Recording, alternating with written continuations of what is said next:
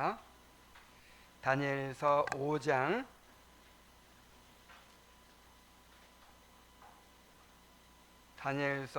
5장 18절부터 31절까지의 말씀입니다. 다니엘서 5장 18절부터 31절까지의 말씀을 교독하겠습니다. 왕이여, 지극히 높으신 하나님이 왕에 붙인 느부갓네살에게 나라와 큰 권세와 영광과 위엄을 주셨고 그에게 큰 권세를 주셨으므로 백성들과 나라들과 언어가 다른 모든 사람들이 그의 앞에서 떨며 두려워하였으며 그는 임의로 죽이며 임의로 살리며 임의로 높이며 임의로 낮추었더니 그가 마음이 높아지며 뜻이 완악하여 교만을 행하므로 그의 왕위가 폐한받으며 그의 영광을 빼앗기고 사람 중에서 쫓겨나서 그의 마음이 들짐승의 마음과 같았고 또 들나귀와 함께 살며 또 소처럼 풀을 먹으며 그의 몸이 하늘 이르세 젖었으며 지극히 높으신 하나님이 사람 나라를 다스리시며 자기의 뜻대로 누구든지 그 자리에 세우시는 줄을 알기에 이르렀나이다. 벨사살이여, 왕은 그의 아들이 되어서 이것을 다 알고도 아직도 마음을 낮추지 아니하고 도리어 자신을 하늘의 주제보다 높이며 그의 성전 그릇을 왕 앞으로 가져다가 왕과 귀족들과 왕후들과 후궁들이 다 그것을 술을 마시고 왕이 또 보지도 듣지도 알지도 못하는 금, 은, 구리, 쇠와 나무, 돌로 만든 신상들을 찬양하고 도리어 왕의 호흡을 주장하시고 왕의 모든 길을 작정하시는 하나님께는 영광을 돌리지 아니한지라. 이러므로 그의 앞에서 이 손가락이 나와서 이 글을 기록하였나이다.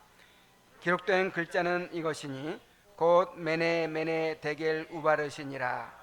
그 글을 해석하건대 메네는 하나님이 이미 왕의 나라의 시대를 세워서 그것을 끝나게 하셨다 하며 데겔은 왕을 저울에 달아보니 부족함이 보였다 하며 베레스는 왕의 나라가 나뉘어서 메대와 바사 사람에게 준 바 되었다 하미니이다 하니 이에 벨사살이 명하여 그들이 다니엘에게 자주색 옷을 입히게 하며 금사슬을 그의 목에 걸어주고 그를 위하여 조서를 내려 나라의 셋째 통치자로 삼으니라. 그날 밤에 갈대아 왕 발사살이 죽임을 당하였고 메대 사람 다리오가 나라를 얻었는데 그때의 다리오는 62세였더라. 아멘. 지난 시간에는 다니엘이 다시 부름을 받아서 벨사살 왕 앞에 서게 된 장면을 우리가 살펴보았습니다. 본문에서는 다니엘의 벨사살의 죄를 책망하고 하나님의 심판을 선언하는 것을 보게 됩니다. 그리고 그 선언대로 하나님의 심판이 실제로 임하는 장면이 이어집니다.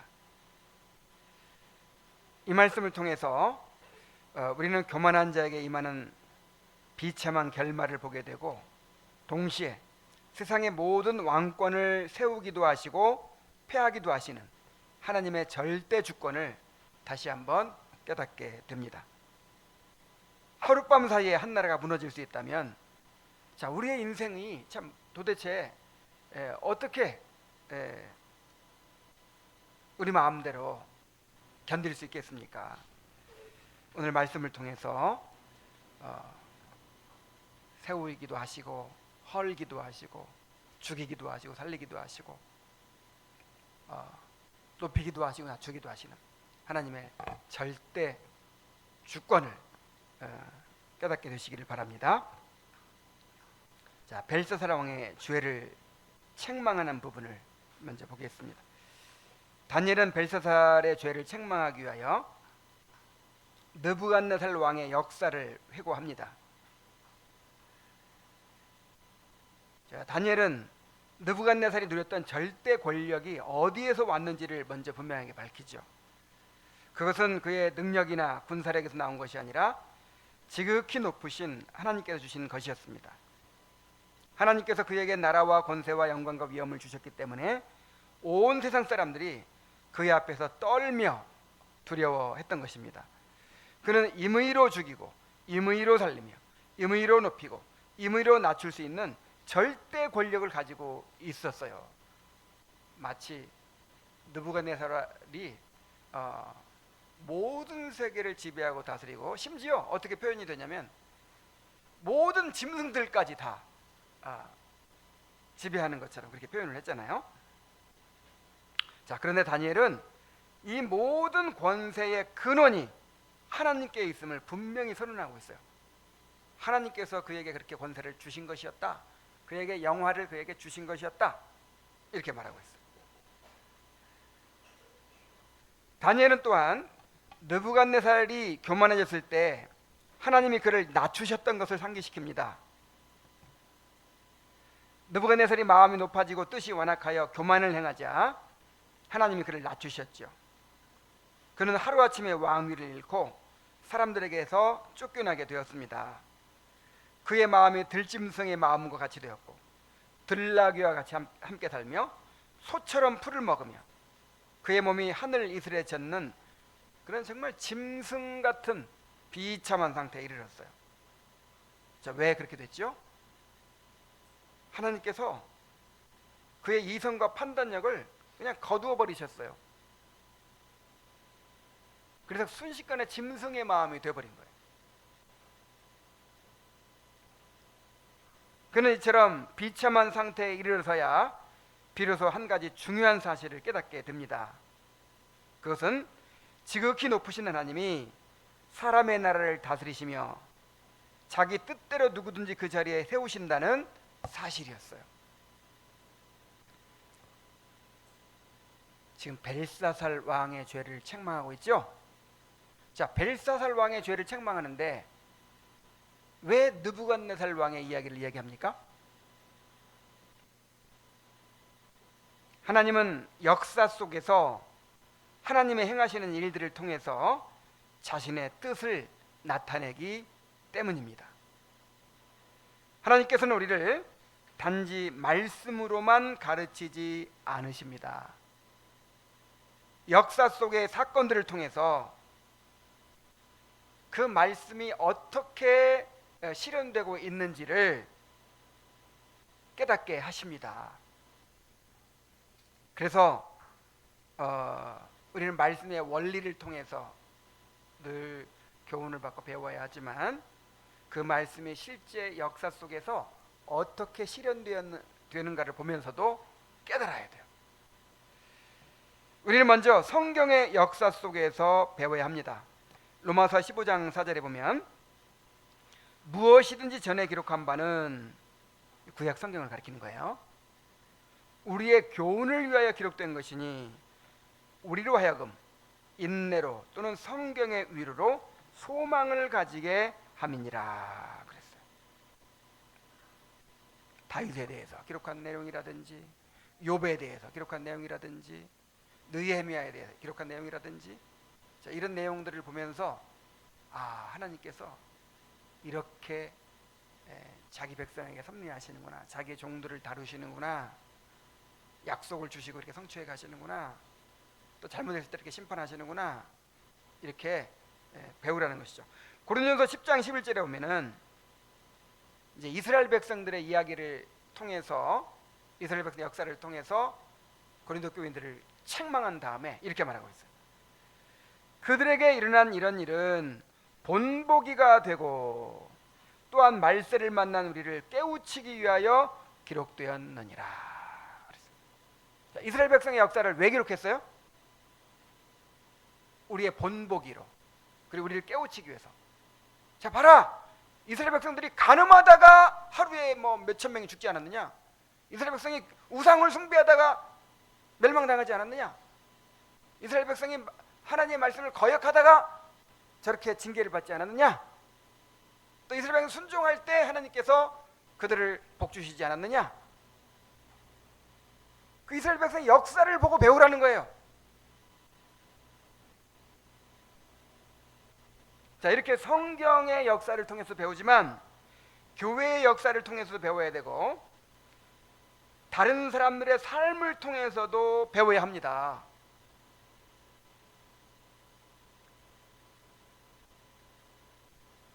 우리 믿음의 조상들의 삶을, 또 교회사의 우리 믿음의 선조들의 삶을 통해서도 배워야 되지만 이 수평적으로 우리 공동체 안에서도요, 다른 사람의 삶을 보면서도 배워야 돼. 목사를 보면서도 배워야 돼. 히브리서 13장에 한번 볼까요? 히브리서 13장 7절.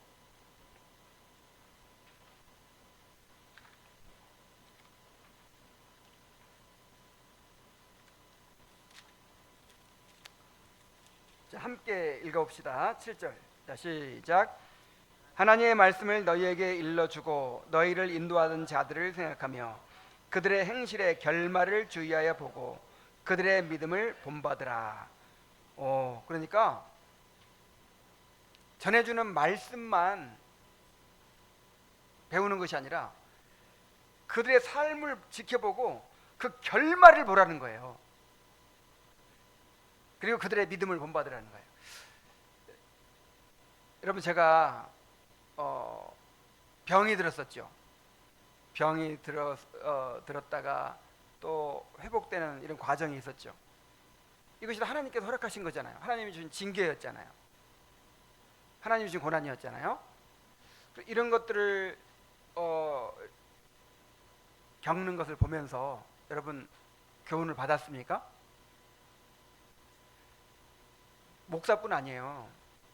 우리 성도들 중에서 어떤 사람이 어떤 고난을 받기도 하고 어떤 복을 받기도 하고 어떤 징계를 받기도 하고 어려움을 당하기도 하고, 그런 경험들이 다 우리에게 주시는 교훈이에요.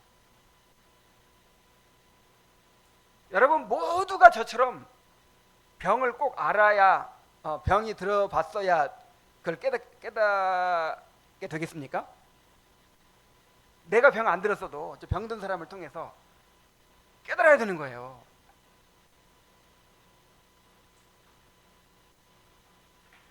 역사를 통해서 배우지 못하고 모든 것을 직접 경험해야만 배울 수 있다면 그 사람은 참으로 어리석고 불쌍한 사람입니다. 왜냐하면 그런 사람은 결국 같은 실패를 반복할 수밖에 없기 때문이죠. 그래서 하나님께서 어떤 지체에게 어떤 행하시는 어떤 일들이 다 나를 가르치시기 위해, 우리 공동체를 가르치시기 위해서라는 것을 깨달으시기 바랍니다. 그 사람만의 그런 일이 아니고 우리 모두의 일이에요.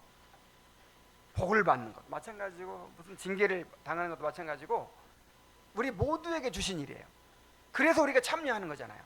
고난에도 참여하고 또 그가 받은 은혜에도 참여하고.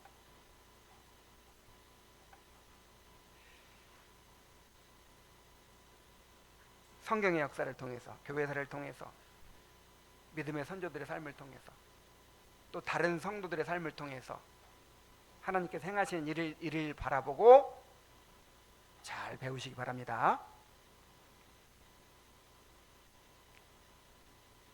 그래서 하나님께서 가르치시는 방법이요, 처음에는 그냥 세미한 음성으로 가르치죠. 그냥 말씀으로 전하시죠. 근데 이것만 가지고 깨달아요, 못 깨달아요? 못 깨달아요. 그래서 환경을 통해 가르치고 다른 사람의 삶을 통해서 가르치고 점점 강하게 메시지를 주시는 거예요. 그래도 못 알아들어. 계속해서 못 알아들어. 우리 가족을 통해서 말씀하시고 그대로 못 알아들어. 내 몸을 통해 말씀하세요. 마지막으로. 그렇게 인간이 어리석어요.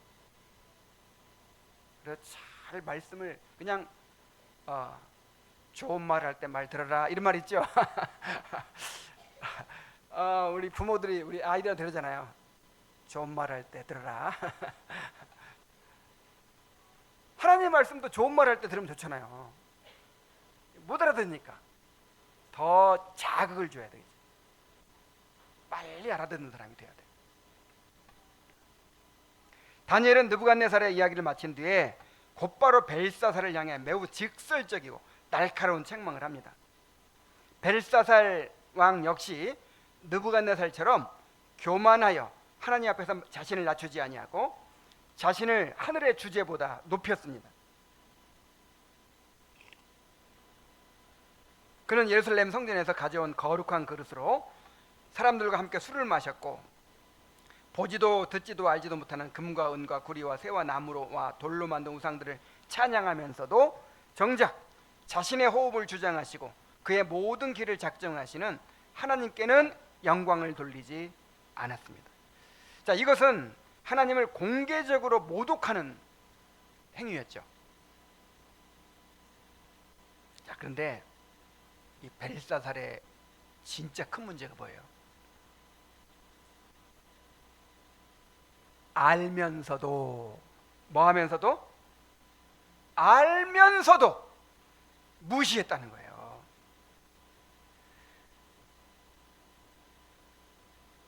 느부갓네살의 경험한 그 하나님의 심판과 또 회복을 알았어요. 가까이서 보고 알았어요. 뭐 어린 시절에 봤겠지만 꼭 보지 않았더라도 전에 들었겠죠. 막 심지어 조서까지 내렸으니까. 그래, 이거를 알았어요. 그런데 알고도 무시했어요.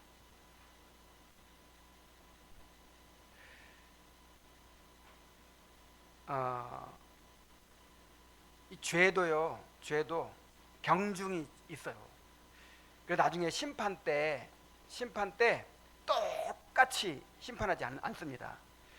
그 상급도 차등이 있겠죠. 상급도 차등이 있는 것처럼 죄에 대한 심판도요, 더 가혹한 심판이 있어요. 근데 더 가혹한 심판을 누가 받는 줄 아세요? 아무것도 모르고 그 교훈을 받지 못해서 순종하지 못한 사람이 있고, 그걸 다 알아요. 알면서도 의도적으로 무시한 사람이 있겠죠. 누가 더 벌이 크겠어요? 알면서도 무시한 사람. 이 벨사살의 죄가 바로 그런 죄란 말이에요.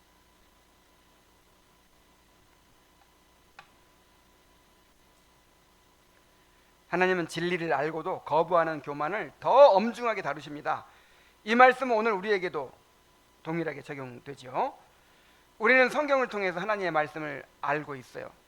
역사 속에서 하나님이 행하신 일들을 통해서 배우고 있습니다.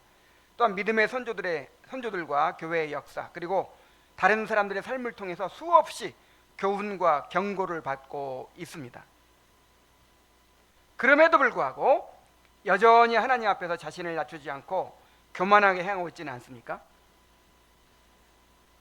하나님께 주신 시간과 건강과 재능과 모든 소유물들을 하나님을 위해 사용하지 않고 오로지 자기 만족을 위해 사용하고 죄 짓는 일에 사용하고 있지 않습니까? 자, 그렇다면 그것이야말로 지극히 교만한 일이요, 거룩한 성전의 그릇을 술 잔치에 사용하는 것과 같은 일입니다. 우리가 알고 있는 만큼 비례해서 책임이 크다는 사실을 알아야 돼요. 그러니까 많이 안다고 자랑이 아닌 거예요.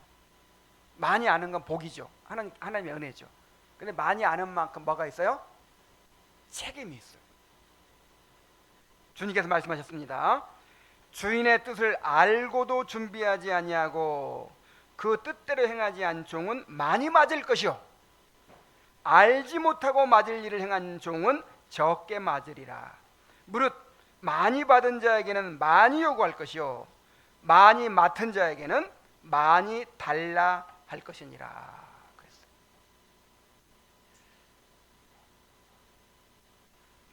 여러분, 달란트 비유가 있죠? 달란트 비유. 이 달란트 비유가 각 사람에게 재능과 은사를 줬는데 그것을 어떻게 발휘하느냐, 그런 얘기가 아니에요. 달란트 비유가 원래 결말이 어떻게 되죠? 바깥 어두운 데로 쫓겨나가지고 슬피 울며 이를 갈잖아요. 말하자면 지옥에 던져지잖아요. 이게 심판에 관한 얘기인데, 우리가 이 달란트가 쉽게 말하면 우리가 받은 복음이에요. 복음. 우리 각자에게, 우리 모두에게 다 복음이 선포되고 하나님 은혜가 주어졌어요. 근데 그것을 듣고 정말 회심을 하고 또 순종하고 그래가지고 열매를 맺는 사람이 있고, 그를 땅속에 감추어 두고 그런 사람도 있겠죠. 그리고 땅속에 감추는 사람은 어떻게 됐어요? 바깥 어두운 곳에 버림받는 거예요. 멸망받는 거예요.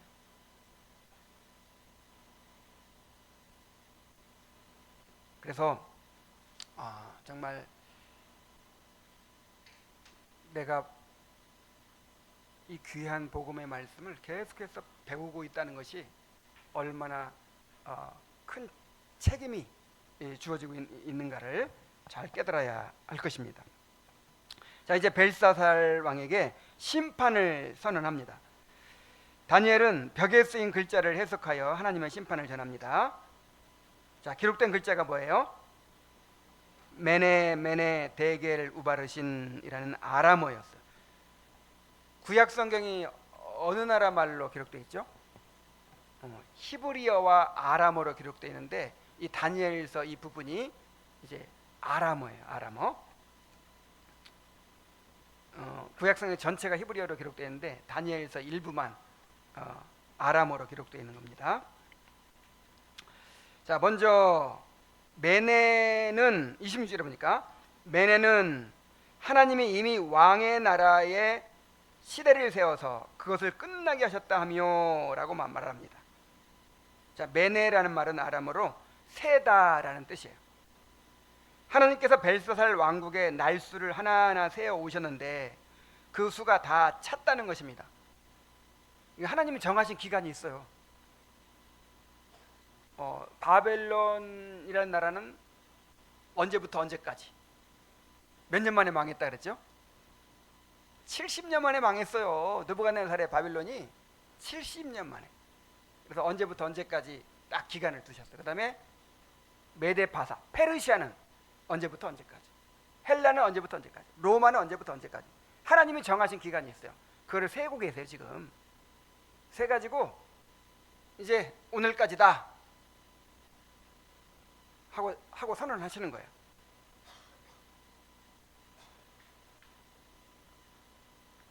인간의 눈에는 여전히 견고해 보이고 계속될 처럼 보일지라도 하나님께서 정하신 때가 차면 그 나라는 반드시 끝나게 됩니다. 근데 메네를 몇 번 했어요? 메네 2번 반복된 것은 그 심판이 이미 확정되었으며 지체 없이 이루어질 것임을 강조하는 표현입니다.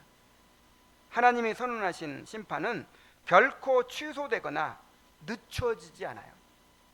반드시 정하신 기한이 되면 딱 끝납니다. 다음으로 데겔이라는 말은, 자, 데겔은 왕을 저울에 달아보니 부족함이 보였다 하며 라고 했죠. 자, 데겔은 저울에 달아본다 그런 뜻입니다. 하나님께서 벨사살의 삶과 그의 통치를 공의로운 저울 위에 놓고 평가하셨다 그런 뜻이에요. 야, 하나님이 저울에 달아보고 있어요. 자, 우리를 겨울에 달아보고 계세요. 자, 벨사살을 하나님의 저울에 딱 달아보니까 어땠어요? 부족했다 하는 것입니다. 벨사살은 사람들의 눈에는 막강한 권세와 영광을 가진 왕이었고 화려한 잔치를 벌이며 아무 부족함이 없는 것처럼 보였습니다. 그러나 하나님의 기준에서 볼 때 그는 철저히 부족한 존재였습니다.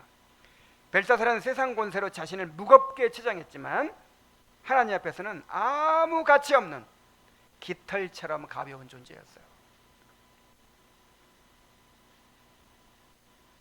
그리고 베레스는 왕의 나라가 나뉘어서 메대와 바사 사람에게 준바되었다 하매니이다 라고 합니다. 자, 메네 메네 데겔 우바르신. 그래 우바르신을 설명해야 되는데 우바르신 대신 뭐라고 했어요? 베레스. 자, 왜 베레스라고 했냐면, 자, 우바르신에서 우는 그리고라는 접속사고 바르신은 베레스의 복수형이에요. 따라서 접속사 우를 빼고 바르신의 단수형인 베레스를 사용한 것입니다. 자, 베레스가 무슨 뜻인가 하면 나누어진다 그런 뜻이에요. 이것은 바벨론 제국이 이제 나뉘어 메대와 바사에게 넘어가게 될 것이라는 하나님의 선언입니다. 자, 이 말씀은 매우 중요한 사실을 보여주죠. 나라의 흥망성쇠는 인간의 손에 달려있는 것이 아니라 하나님께 달려있다는 것입니다. 하나님께서는 한 나라를 세우기도 하시고 그 나라를 나누기도 하시고 그것을 다른 사람에게 주기도 하십니다.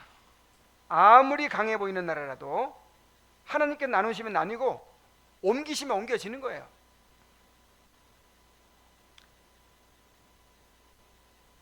자, 이 세 단어는 결국 한 가지를 말합니다. 하나님께서 세시고 달아보시고 나누심으로 심판하신다는 거예요. 자, 어떻게 하신다고요? 그 기한을 세십니다. 그 다음에 또 달아보십니다. 몇 근이나 나가나. 우리 믿음의 무게를, 사랑의 무게를 달아보시는 거예요. 그 다음에 또 나누신다는 것은 이렇게 그를 다른 사람에게 넘겨버리신다는 뜻이에요. 자, 하나님이 이렇게 우리 날 수를 세고 계십니다. 우리가 사는 모든 시간은 우연히 흘러가는 것이 아니고 하나님께서 정하신 때 안에서 움직이고 있습니다. 그러므로 우리는 내일을 당연하게 여기며 살아갈 것이 아니라 하나님 앞에서 주어진 시간을 어떻게 살아가고 있는지를 돌보아야 합니다.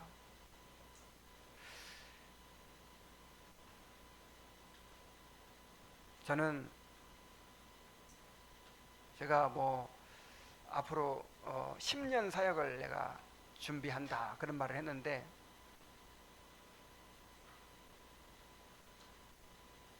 항상 그런 생각을 갖고 있어요. 언제라도 나를 하나님께서 너는 여기까지다, 내가 너를 다 세고 너의 날수를 세고 있는데 여기까지다, 언제라도 그렇게 하실 수 있다는 생각을 해요. 하루아침에 그냥 짐승처럼 낮아진 경험, 하루아침에 그냥 병이 들어서 대수술을 하고 막 그랬잖아요. 야, 그리고 이 주위 사람들을 봐도요, 야, 정말 그렇게 하루아침에 그렇게 그냥 몇백 년 몇천 년 살 것처럼 그렇게 기를 쓰고 막 살던 사람들이 어느 날 보면 죽고 없어요. 어느 날 보면 무슨 큰 병에 들었다고 하고, 그리고 세월이 지나니까 다 늙어가지고 그냥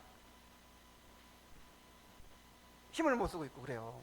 오랜만에 이렇게 이제 지난번에도 그 전에 사역하던 교회에 갔더니, 야, 어떤 분은 죽었고 어떤 분은 치매에 걸려서 요양원에 있고 어떤 분은 다 늙어가지고 이제 아무것도 이렇게 못하고 그냥 그렇게 좀 보기에 그렇게 비참한 삶을 살고 있고, 이야, 참 인간이라는 것이 너무나도 허무하구나, 그런 걸 뼈저리게 느끼고 있어요.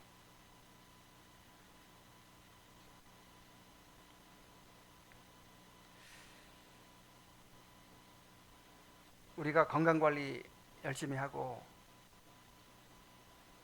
막 그런다고 해서 막 우리 나이 수가 더 늘어나고 막 그런 거 아니에요. 물론 이제 그 건강관리를 통해서 더 살게도 우리 편에서 보면 하시겠지만, 하나님이 다 정하신 날수가 있다니까요.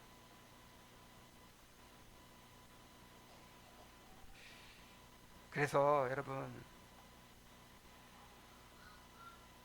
정말 뭐 내가 뭐 미래에 뭘 할 수 있을 것 같이, 뭐 아니면 내가 생각했던 삶을 생각했던 것처럼, 기대했던 것처럼 그렇게 내가 무슨 미래를 준비하고 막 살 수 있던 것처럼, 그렇게 생각해서는 안 돼요. 하루하루 하나님께서 지금 우리에게 선물로 주고 계시는 거예요. 하루하루를 하나님의 뜻에 따라 살아야 돼요. 하나님의 뜻에 따라.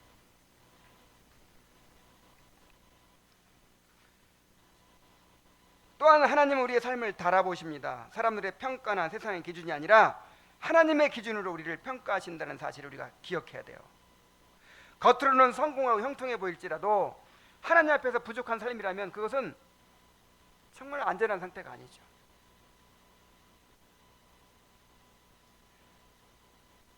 라오디게아 교인들이 나는 부유하여 부족한 것이 없다 그랬잖아요. 그런데 하나님 보시기에는 뭐 어땠어요? 가난하고 가련하고 그냥 벌거벗고, 이야, 그렇게 추한 모습일 수가 없어요. 그렇게 불쌍한 모습일 수가 없는 거예요. 뭐 하라고 그랬어요? 불로 연단된 금을 사라 그랬죠. 그럼 금이 가치가 있는 것이지, 막 진흙을 뭐 산더미처럼 쌓아놓으면 무슨 소용이 있어요? 그 금의 무게만 재시는 거예요. 불로 연단된 금의 무게만 재시는 거예요. 지금 우리 삶에서 그 금이 얼마큼 나오겠어요? 그 무게만 재신다니까요.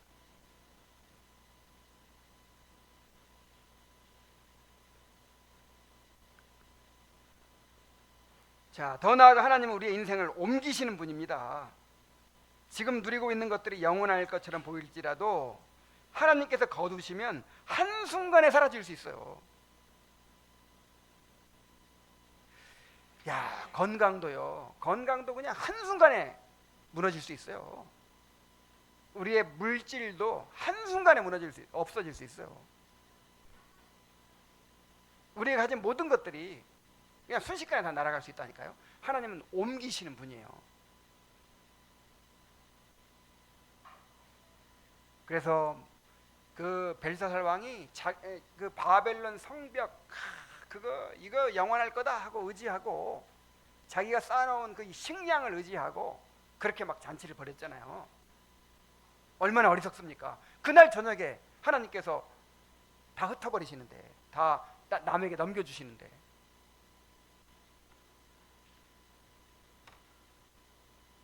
그러면 우리는 이 세상의 것들에 마음을 두기보다 하나님께 우리의 삶을 맡기고 그분을 의지하며 살아가야 합니다. 결국 이 말씀은 우리로 하여금 하나님 앞에서 겸손히 살아가도록 부르고 있어요. 날마다 자신을 낮추고 하나님께 영광을 돌리며 주어진 삶을 하나님의 뜻에 따라 살아가는 것이 참으로 지혜로운 삶입니다. 자, 우리 인생이 별거 아니에요. 정말 아무것도 아니에요. 뭐 그런데 특별하게 뭐 살겠다고, 뭘 그렇게 하겠다고. 하나님께 나아가지 않고 순종하지 않고 하나님께 자기 삶을 드리지 않고 살 수 있겠습니까? 자, 이렇게 다니엘이 선포한 대로 벨사살에게 그대로 이루어졌어요.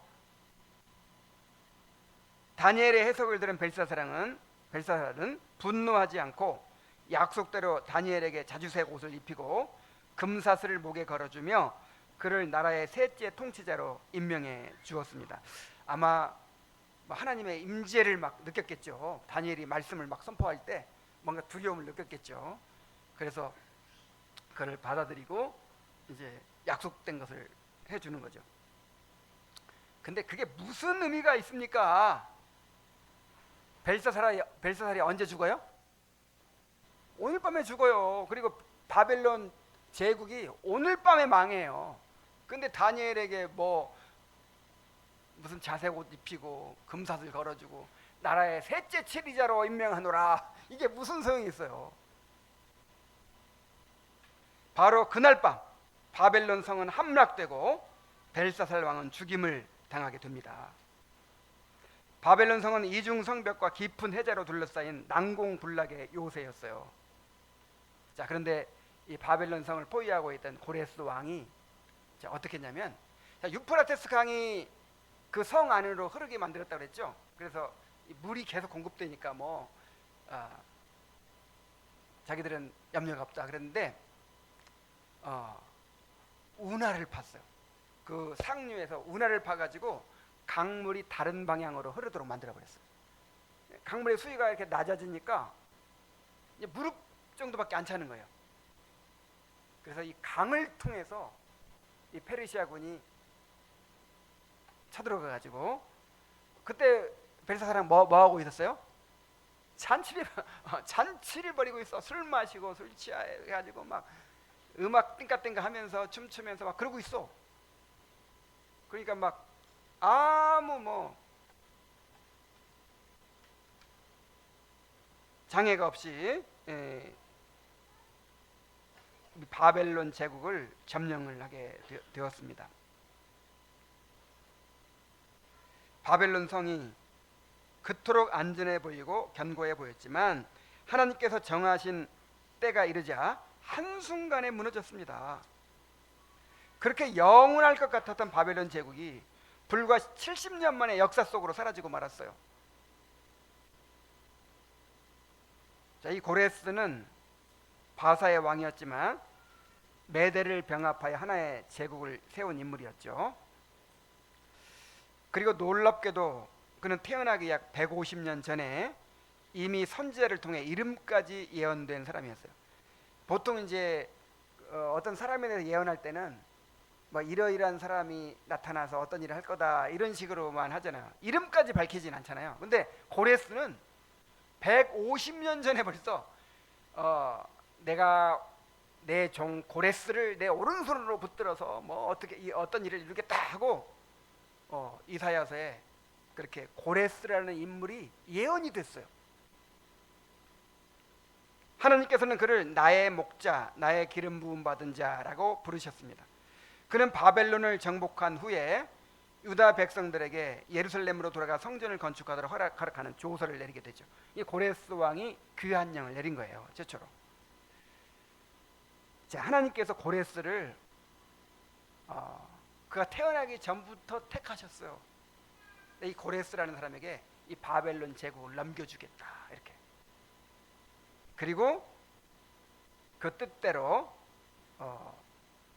벨사살 왕을 패하시고 그 나라를 넘겨주신 것입니다. 자, 이 모든 사건은 역사의 주권이 하나님께 있음을 분명하게 보여줍니다. 나라의 흥망성쇠는 인간의 힘이나 전략이 달려있는 것이 아니고 하나님의 뜻에 달려 있습니다. 하나님께서는 주권적인 뜻에 따라서 나라를 세우기도 하시고 그것을 다른 이에게 넘기기도 하십니다. 자, 바벨론의 멸망과 벨사살의 죽음은 오늘을 살아가는 우리에게 분명한 교훈을 줍니다. 우리는 눈에 보이는 것에 쉽게 속습니다. 지금 내가 가진 자리와 형편, 안정된 환경이 계속될 것처럼 그렇게 생각을 하죠. 그러나 하나님께서 끝을 정하시면 아무리 견고해 보이는 것도 한순간에 무너집니다. 그러므로 우리는 눈에 보이는 성벽을 의지할 것이 아니라 영원하신 하나님을 의지하며 살아가야 합니다. 자, 그날 밤 벨사살이 다니엘에게 준 영광과 권세는 몇 시간도 지나지 않아서 아무 의미 없는 것이 되고 말았죠. 자, 그러니까 한번 생각해 보세요. 다니엘이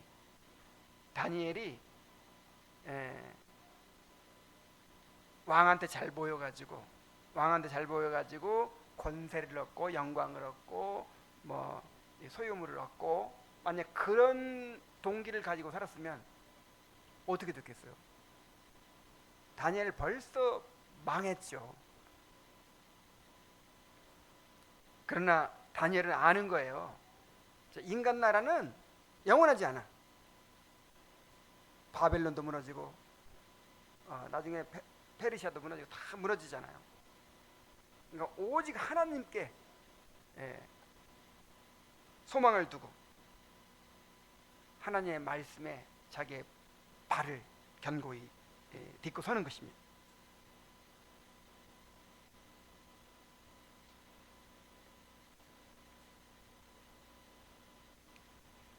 이 세상의 영광은 아무리 화려해 보여도 금방 사라져 버릴 수 있습니다. 우리가 잠시 있다가 없어져 버릴 것들에 인생을 걸지 말고 하나님 앞에서 의미 있는 삶을 살아가야 합니다. 우리는 철저하게 하나님의 주권을 인정하며 살아야 합니다. 하나님이 높이시기도 하고 낮추시기도 하십니다. 하나님이 부하기도 하시고 가난하게도 하십니다. 그러므로 능하신 하나님의 손 아래서 겸손해야 합니다. 하나님 앞에서 자신을 낮추며 주어진 자리에서 하나님께 순종하고 충성하는 삶을 살아야 할 것입니다. 이제 우리 함께 이제 기도합시다. 제가 기도하겠습니다. 하나님 아버지, 오늘 바벨론 제국이 멸망하고 마지막 왕 벨사살이 어떻게 자기를 높이다가 멸망하게 되었는지를 우리가 보았습니다. 벨사살은 역사를 통해서 배우지 못한 어리석은 자였습니다. 우리가 그렇게 되지 않게 하여 주옵소서. 하나님은 분명히 말씀으로 제시해 주시고 또 역사를 통해서 우리에게 그토록 많은 교훈을 주셨는데, 또 우리의 지난 삶을 통해서도 가르쳐 주셨는데, 우리가 역사를 통해서 배우지 못한다면 정말 그처럼 어리석고 불쌍한 사람이 없을 것입니다. 아버지 하나님, 우리가 잘 깨닫고 참으로 우리의 교만을 깨뜨리게 하여 주옵소서. 겸손히 하나님을 인정하고 의지하는 삶을 살게 하여 주시옵소서. 주님께서 우리의 날수를 세고 계시고 우리를 공의의 저울에 달아보고 계시고 또 우리에게 주신 것을 어느 때든지 다른 사람에게 또 나누실 수 있다는 사실을 항상 기억하며 살게 하여 주시옵소서. 예수님의 이름으로 기도하옵나이다. 아멘.